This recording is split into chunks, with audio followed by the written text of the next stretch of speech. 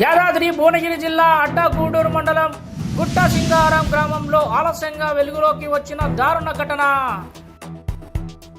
దుర్సోజు రవీంద్రాచారి కుటుంబంపై జూలై 1న రాత్రి 10 గంటలకు 20 మంది దుండగులు మారణాయుధాలతో ఇంటి తలుపులను గొడ్డలతో పగులగొట్టి మరి పైశాచికవికంగా దాడి చేయడం జరిగింది. తీవ్రంగా గాయపడ్డ రవీంద్రాచారి భార్య రాజేశ్వరి బాధితులు అడ్డగూడూరు పోలీసులను ఆశ్రయించగా అక్కడ న్యాయం జరగకపోవడంతో రాచకొండ సిపిని ఆశ్రయించి ఎస్ఐ నాగరాజ్పై ఫిర్యాదు చేశారు. ఈ ఘటనపై స్పందించిన రాచకొండ సిపి లోతుగా దర్యాప్తు జరిపి నివేదిక సమర్పించాలని సూర్యాపేట ఏసీపీని ఆదేశించారు. అందరి పేర్లు ఓకే. మాది గట్ట సింగారం గ్రామం, మండలం వచ్చి అడ్డగూడూరు, జిల్లా యాదాద్రి భువనగిరి. నా పేరు రవీంద్రాచారి, గట్ట సింగారం గ్రామం. నేను గ్రామ శాఖ అధ్యక్షుని కాంగ్రెస్ పార్టీ నుంచి. పార్టీ చురుగ్గా పనిచేస్తున్నాను పార్టీ కొరకు. అయితే అది కొంతమంది జీర్ణించుకోలేక నా మీద తప్పుడు ఆరోపణలు పెట్టారు. ఎందుకంటే పార్టీ పైసలు తిన్నాడు, పార్టీ పైసలు పెట్టి బండి కొనుక్కుండు, ఇలాంటి ఎన్నో పార్టీ పైసలు మింగి చాలా ఇది చేసిన నా మీద చాలా ఘోరాలు పెట్టారు. అయినా కూడా వీళ్ళతోటి ఏందనుకుంటే నేను నెట్టుకుంటూ పోయినా. చురుగ్గా పనిచేస్తే ఎవరు రాయరు. మనం చారి అంటే ప్రతి ఒక్కరికి ఎరిక నాయకులకు ఎలాంటి వ్యక్తి అనేవారు. అలాంటి వ్యక్తిని నన్ను పట్టుకొని ఒక 20 మంది ఈ నెట్టైన ఒత్తాలు ఏడ దొరుకుతలేడని ఇది రకంగా ఓ తప్పుడు ఆరోపణ నా మీద పెట్టి ఒక అమ్మాయికి నేను గోడ నుంచి చెయ్యూపినని పెట్టి అలాంటి అమ్మాయిని పట్టుకొని నన్ను ఇష్టం వచ్చినట్టు కొట్టారు సార్. ఒక దెబ్బలు కూడా చూడండి,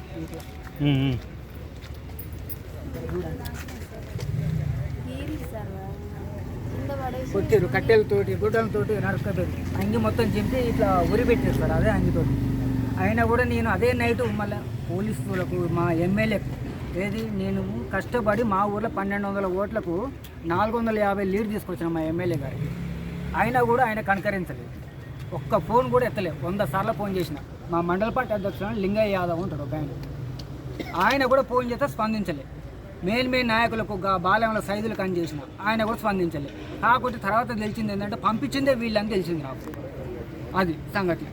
పంపించిందే వీళ్ళు, కొట్టించింది కూడా వీళ్ళే. ఎందుకు లేకుంటే నేను గంట చేసిన వాడికి ఎమ్మెల్యేకు కనీసం నాకు పరామర్శిస్తానికి రావాలిగా. నన్ను కొట్టేటప్పుడు రాలేదు. నా భార్య సూసైడ్ చేసుకుంది. మందు తాగితే 10 లక్షలు అయింది. 10 లక్షలు అయితే కనీసం దాఖలకు వచ్చి ఎందుకు అమ్మ ఇట్లా చేసుకున్నామని పరామర్శించిన వాళ్ళు ఇంతవరకు కూడా.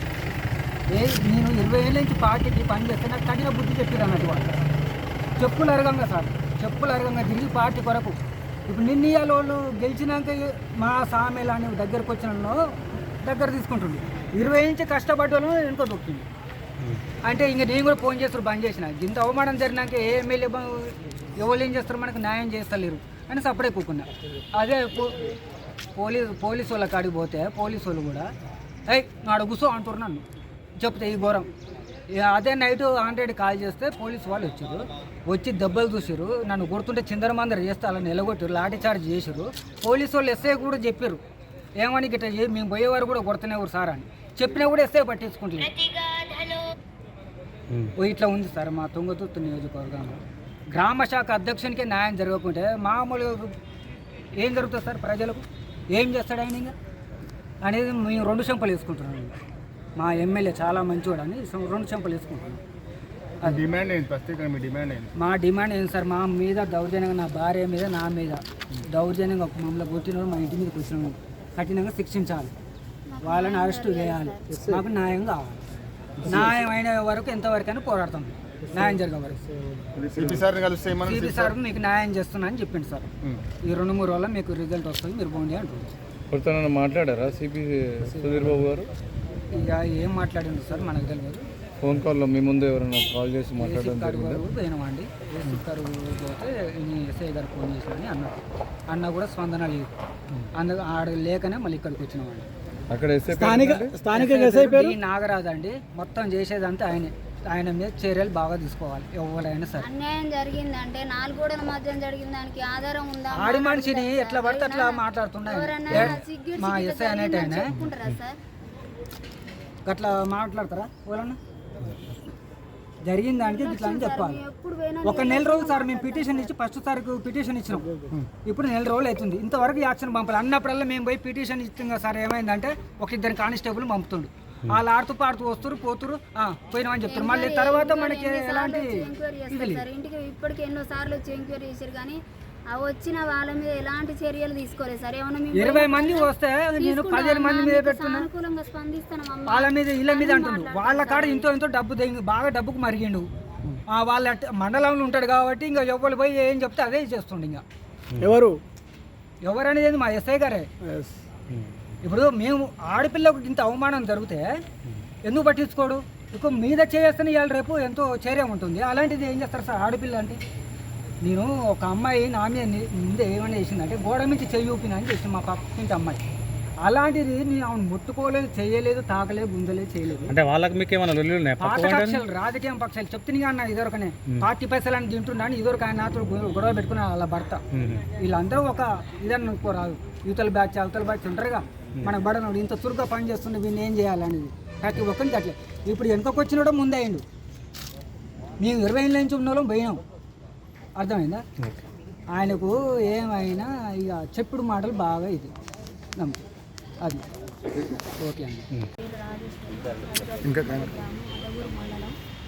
మా నెల రోజుల క్రితం మా ఇంటి తీసుకొని రాత్రి 10 గంటలకు పడుకొని ఉంటే తలుపులు పగలగొట్టి వాళ్ళ చేతిలో గొడ్డలు, పెట్రోలు, కత్తులు అలాంటి మారణాయుధాలను తెచ్చి గొడ్డలతో తలుపులు పగలగొట్టి ఎందుకు వచ్చిరన్న వద్దన్న కొట్టకని మా ఆయన కొడతానికి వచ్చారు సార్. కొడతానికి వస్తే వద్దన్న ఎందుకు కొడతారని వాళ్ళ కాలం మీద మా ఆయనకి నేను అడ్డం లేదా, అడ్డం పోతే నువ్వు అడ్డం వస్తావని అని నన్ను తప్పకుండా మా ఆయన అన్ని తింటి ఆయన మీద వేసి చంపలే ప్రయత్నం చేసేస్తారు.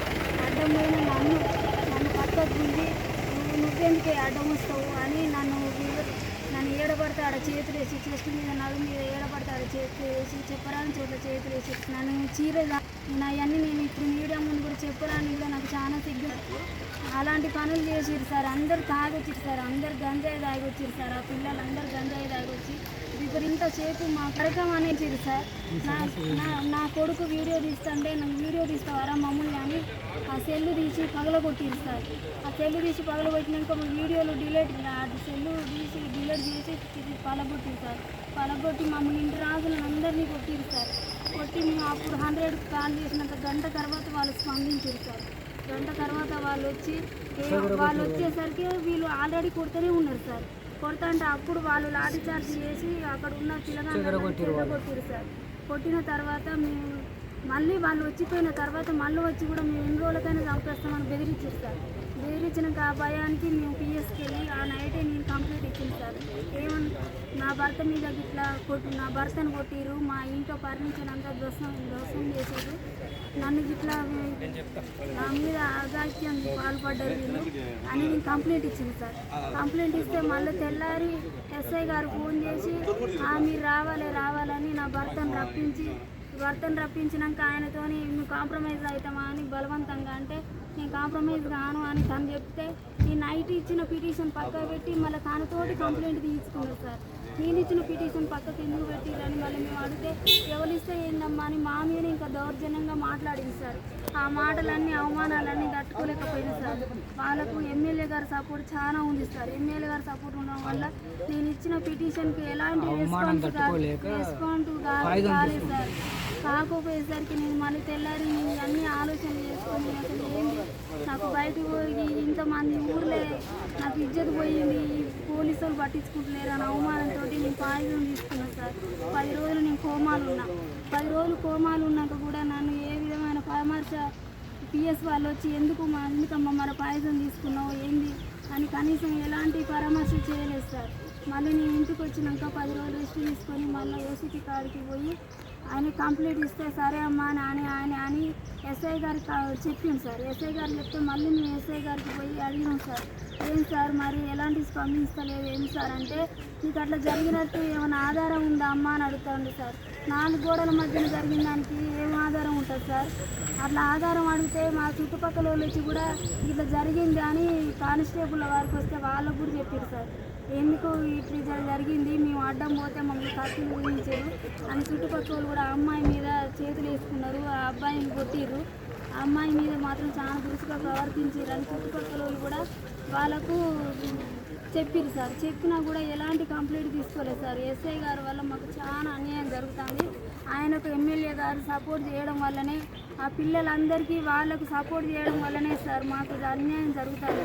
లేకపోతే నెల రోజుల నుంచి మేము ఇట్లా నా ఆరోగ్యం బాగాలేకున్నా నేను ఈ స్టేషన్లో పని ఎందుకు తిరుగుతుంది సార్? నేను 10 లక్షల రూపాయలు ఖర్చు పెట్టుకున్నా. నేను నా పిల్లల్ని నా భర్తను వదిలిపెట్టి నేను ఎందుకు చచ్చిపోవాలనుకుంటా? వాళ్ళు చేసిన అవమానం తట్టుకోలేకనే నేను చనిపోవాలని నిర్ణయం తీసుకున్నా. నేను ఈరోజు ఈ కమిషనర్ కాడికి వచ్చి ఫిర్యాదు చేసుకున్నా సార్. సార్ ఏమన్నాడు? సారు స్పందించారు, మంచిగానే మేము న్యాయం చేస్తామమ్మా అని చెప్పింది సార్.